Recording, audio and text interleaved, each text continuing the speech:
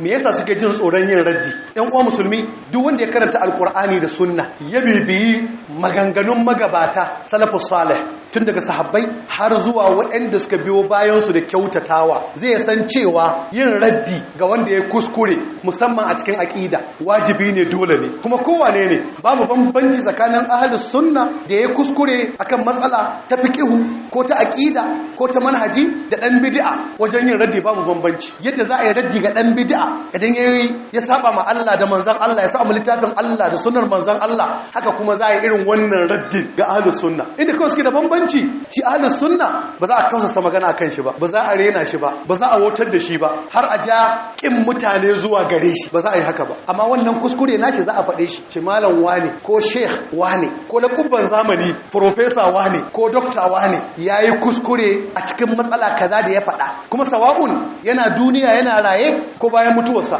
dole ne a yi wannan raddi. Yadda a kiyaye mutuncinsa saboda alfarmar sunna, a kiyaye matsayinsa saboda alfarmar sunna, saboda hidimar da ya ma sunna. Amma kuma wannan ba zai hana a masa raddi ba. Amma shi dan bid'a za a wautar da shi wajen raddin, a jahiltar da shi, a nuna wautarsa da jahilcinsa, a nuna kuskurensa, a kushe masa, kan mutane su kishi, su kyamace shi, su nisance shi, kar su yi koyi da shi. To kajin da bambanci yake kawai.